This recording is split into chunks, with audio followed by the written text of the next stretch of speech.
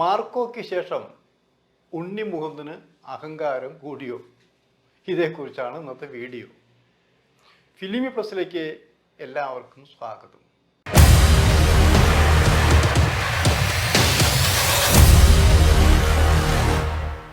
ഒരു പടം ഹിറ്റായാൽ, ഒരാളോട് സംസാരിക്കാൻ മറന്നാൽ, അല്ലെങ്കിൽ അവരുടെ ഭാഗത്തുനിന്ന് ഇൻസൾട്ട് ചെയ്തിട്ട് പ്രതികരിച്ചാൽ ആ നടനോ നടിയോ സംവിധായകനോ മറ്റോ അഹങ്കാരിയാവും. അതാണ് ഇപ്പോൾ സ്ഥിതി.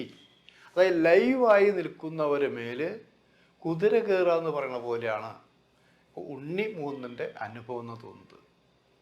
ഉണ്ണി മുകുന്ദൻ ഇവിടെ എത്രയോ കാലമായെന്നറിയാം. ഒരു സിനിമാ നടന് വേണ്ട എല്ലാവിധ ഗുണങ്ങളും, സൗന്ദര്യം ആവശ്യത്തിലേറെ, ഹൈറ്റ് ഉണ്ട്, ആയോധന മുറകൾ അറിയാം, നന്നായിട്ട് സംസാരിക്കാൻ അറിയാം, പെരുമാറാൻ അറിയാം, ഒക്കെ ഉണ്ട്. എന്നിട്ടും ഗുജറാത്തിൽ വളർന്ന മലയാളിയായ ഉണ്ണി മുകുന്ദനെ ഇല്ലാതാക്കാനാണ് ഇവിടെ പലരും ശ്രമിച്ചത്. ഇത് വെറുതെ പറയുന്നതല്ല. ഞാൻ മാധ്യമ പ്രവർത്തനായിരിക്കുന്ന കാലം തൊട്ടേ എനിക്കറിയാം. അന്ന് ഞങ്ങളൊക്കെ ആയിരുന്നു ഉണ്ണി മുകുന്ദൻ്റെ പുറകിലുണ്ടായിരുന്നത്, അല്പമെങ്കിലും സഹായിക്കാൻ. അപ്പോൾ ഇദ്ദേഹത്തെ തുടച്ചു നിൽക്കുക എന്നൊക്കെ പറയില്ലേ, അങ്ങനെ ഇല്ലായ്മ ചെയ്യാൻ വേണ്ടി ചിലരൊക്കെ ശ്രമിച്ചു. പക്ഷേ മല്ലു സിംഗ് എന്നൊരു കഥാപാത്രം, ആ കഥാപാത്രം വന്നപ്പോൾ ആ നായകനെ കണ്ടപ്പോൾ നമ്മളൊക്കെ വിചാരിച്ചു ഇവൻ മലയാള സിനിമ താണ്ടി പോകുന്നതാണ്. അതൊക്കെ പറഞ്ഞു സത്യമായിരുന്നു, കുറച്ച് സമയമെടുത്തു എന്നുള്ളതാണ്. ഉണ്ണി മുകുന്ദൻ തന്നെ ഇല്ലാതാക്കാൻ ശ്രമിച്ചപ്പോഴൊക്കെ നമ്മളൊരു ബോള് ചുമരിലിറങ്ങുമ്പോൾ അത് എറിയുന്നതിനേക്കാൾ സ്പീഡിൽ തിരിച്ചു വരുന്ന പോലെയാണ് ഉണ്ണി മുകുന്ദൻ സിനിമാ രംഗത്ത് വളരാൻ ആഗ്രഹിച്ചത്. കഷ്ടപ്പെട്ടു എന്നല്ല, കുറേ കഷ്ടപ്പെട്ടു. ആ മേപ്പടിയെ തൊട്ടുള്ള സിനിമ കാണുമ്പോൾ നമുക്കറിയാം അതിൽ കഷ്ടപ്പാടിൻ്റെ കുറേ കാര്യങ്ങൾ. പക്ഷെ എപ്പോഴാണ് ഉണ്ണി മുകുന്ദൻ പെട്ടെന്നൊരു സ്റ്റാറായത്? അഭിനയിച്ചുകൊണ്ടല്ല സ്റ്റാറായെന്ന് ആലോചിക്കണം. പ്രധാനമന്ത്രി നരേന്ദ്രമോദി എറണാകുളത്ത് വന്ന് മറ്റു ചില VIP-കളോടൊപ്പം ഉണ്ണി മുകുന്ദനെ ചേർത്ത് പിടിച്ച് ഗുജറാത്തിലെ വിശേഷങ്ങൾ ചോദിച്ചു, കുടുംബവിശേഷം ചോദിച്ചു.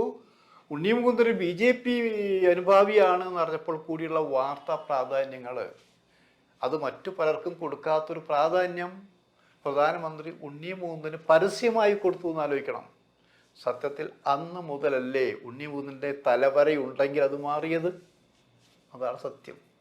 അതിനുശേഷമാണ് സിനിമകൾക്കൊരു വിജയത്തിൻ്റെ യാത്ര എന്നൊക്കെ പറയില്ലേ, ആ വിജയപഥത്തിലൂടെയുള്ള യാത്ര തുടങ്ങിയെന്ന് ആലോചിക്കണം. അത് തുടങ്ങി. ഇവിടെ ഇപ്പോൾ ഉണ്ണി മുകുന്ദനെ എനിക്ക് പൊക്കി പറഞ്ഞിട്ട് ഞങ്ങൾക്ക് പ്രത്യേകിച്ച് കാര്യമൊന്നുമില്ല. അത് ഒരു സത്യം കൂടി പറയേണ്ടതുണ്ട് ഇവിടെ എന്ന് ആലോചിക്കണം. ഈ മാളികപ്പുറം എന്നുള്ള സിനിമ വന്നു. ആ മാളികപ്പുറത്ത് സിനിമയെ പലരും പല രീതിയിലും വ്യാഖ്യാനിച്ചു. അത് ഭക്തിപരമായിട്ടുള്ള കാര്യമാണെന്ന് അതിന് രണ്ടഭിപ്രായം വന്നു എന്നുള്ളത്. എത്ര അഭിപ്രായം വന്നാലും ആ സിനിമ ഹിറ്റായി. ഒരു സിനിമ ഹിറ്റാവുന്നത് ജനം കണ്ടിട്ടല്ലേ? പ്രേക്ഷകർ പല പ്രാവശ്യം കണ്ടിട്ടുണ്ട് ആ സിനിമ. ഭക്തിസാന്ദ്രമായ മനസ്സോടെ ആ സിനിമ കണ്ടവരുണ്ടെന്ന് ആലോചിക്കണം. അപ്പോൾ ആ പടത്ത് അങ്ങനെ വെറും ഹിറ്റാവാന്നില്ല. അതിൻ്റെ പ്രത്യേകത എന്ന് പറയാൻ കാരണം ഇവിടെ സംസ്ഥാന ഗവൺമെൻറ് സാംസ്കാരിക ക്ഷേമനിധി ഉണ്ട് വകുപ്പൂടെ.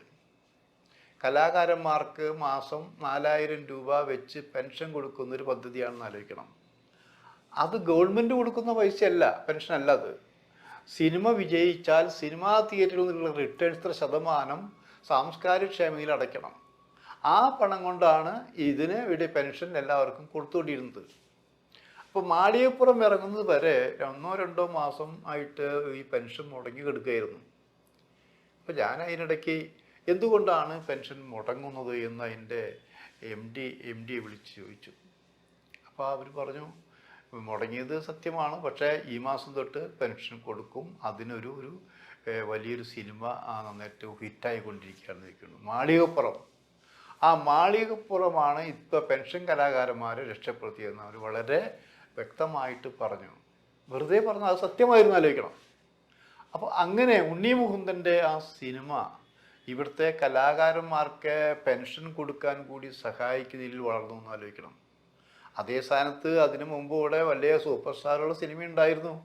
അതൊക്കെ പൊട്ടിപ്പൊളിഞ്ഞു നിൽക്കുന്ന അവസരത്തിലാണെന്ന് ആലോചിക്കണം. അവിടെ ഉണ്ണി മുകുന്ദൻ്റെ ഒരു കാൽ വെപ്പ്, അത് വലത് കാല് വെച്ച് കയറുക എന്നൊക്കെ പറഞ്ഞ പോലെ അതൊരു സക്സസ് ആയിരുന്നു ആലോചിക്കണം. പിന്നീട് നമ്മളെന്താ കാണുന്നത്? പിന്നീട് ഇങ്ങനെ കുറച്ച് പടങ്ങൾ വന്ന് പിന്നെ ശ്രദ്ധിക്കപ്പെട്ടപ്പോഴാണ് മാർക്കോ എന്നപ്പോഴല്ലേ. മാർക്കോ അത് വേറൊരു വെറൈറ്റി സിനിമയായിരുന്നു. നമ്മളതെന്താ ഉണ്ണി മുകുന്ദൻ ഇങ്ങനെ ഇത്രയും ക്രൂരമായ രീതിയിലാണുള്ള ആക്ഷൻ കാണിച്ചിരിക്കുന്നത്. അതിൽ ആ സിനിമ കണ്ടവർ ചെറുപ്പക്കാരായിരിക്കണം. പല പ്രാവശ്യം ആ സിനിമ കണ്ടവരുണ്ട്. എൻ്റെ നല്ല സുഹൃത്തുക്കൾ ചിലരൊക്കെ ഇപ്പോൾ കോഴിക്കോട് ഒരു കോളേജിൽ നിന്ന് പ്രൊഫസറായിട്ട് പെൻഷനായ ഒരു മാന്യ വ്യക്തി, എഴുത്തുകാരൻ കൂടിയായിരിക്കുന്നത്, ഞങ്ങളെപ്പോഴും സംസാരിക്കും. ഞങ്ങൾ ഈ സിനിമയെക്കുറിച്ച് സംസാരിച്ചപ്പോൾ അദ്ദേഹം വളരെ വിഷമത്തോടൊരു കാര്യം പറയുണ്ടായി. സിനിമ സക്സസ്സായി തിയേറ്ററിൽ ഓടിക്കൊണ്ടിരിക്കുന്നു, പക്ഷേ ഇവിടെ എൻ്റെയും നിങ്ങളുടെയും നമ്മുടെ സുഹൃത്തുക്കളുടെയും അടക്കമുള്ള മക്കൾ ഈ സിനിമ കാണാൻ പോകുന്നു എന്നുള്ളതും, പോവുക മാത്രമല്ല ഈ സിനിമയെ പ്രൊമോട്ട് ചെയ്ത് സംസാരിക്കുന്നു എന്നുള്ളതാണ്. ഇവരും പ്രൊമോട്ട് ചെയ്ത് ഒരു സിനിമ ഒരു പ്രാവശ്യം കാണല്ല, അവർ പല പ്രാവശ്യം ഈ സിനിമയെ കാണുന്നു എന്നുള്ളത് നമ്മൾ എവിടേക്കാണ് പോയിക്കൊണ്ടിരിക്കുന്നത് ആലോചിക്കണം. അങ്ങനെ ഒരു യുവാക്കളെ ഇഷ്ടപ്പെടുത്തിയ എന്തോ കാരണങ്ങൾ. സത്യം പറഞ്ഞാൽ എനിക്ക് ആ സിനിമ മുഴുവൻ കാണാൻ പറ്റിയില്ല, ചില സിനിമകൾ കാണാനേ പറ്റിയിട്ടില്ല ഉള്ള കാര്യം ആലോചിക്കണം.